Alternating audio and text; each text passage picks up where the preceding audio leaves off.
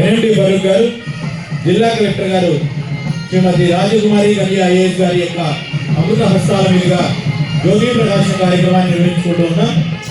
జ్యోతి జ్ఞాన ప్రధాయిని,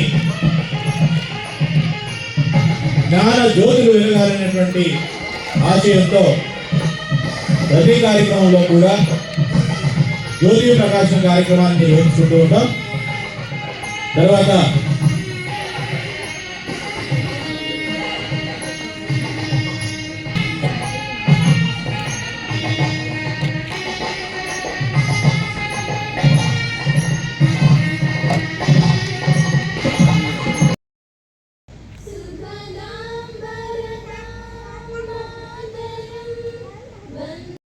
తర్వాత మనకి మౌలిక సదుపాయాలు లేకపోతే చిన్నప్పటి నుంచి ఎకడమిక్స్లోనే కాకుండా ఎక్స్ట్రా కరిక్యులర్ యాక్టివిటీస్లో కూడా పిల్లల్లో ఉండే నైపుణ్యం ఏంటి, వాళ్ళలో ఉండే సృజనాత్మకత ఏంటి అన్నది వెలికి తీసి ఏ డైరెక్షన్లో ఆ పిల్లవాడు కానీ వెళ్తే బాగుంటుంది అన్నది ఒక చక్కని మార్గం చూపిస్తూ ఎకడమిక్స్ కొన్ని ముందనాలు ఆ విలువలను కూడా మనం నేర్పిస్తూ ఉన్నాం.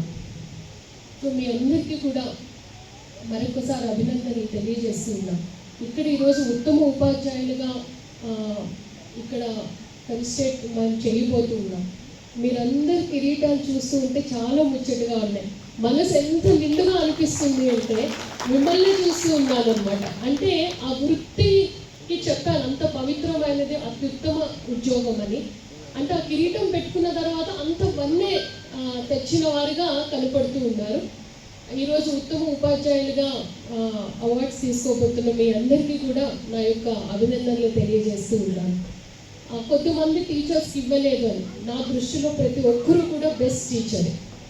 అందులో చిన్న పెద్ద అన్న లేదంటే బాగా చేస్తారు చేయరు అన్నది కాదు.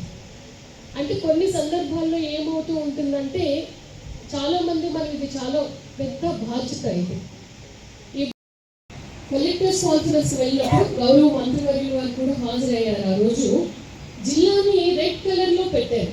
ఎందులో బాల్య వివాహాల్లో. ఎస్, ఎందుకు బాల్య వివాహాల్లో ఉంది మనం ఎందుకు ఆలోచించాలి. ఖచ్చితంగా మినిమం క్వాలిఫికేషన్ డిగ్రీ చదివిన తర్వాతనే మీ అమ్మాయిని కానీ అబ్బాయిని కానీ పెళ్లి చేయండి అని టీచర్స్ కూడా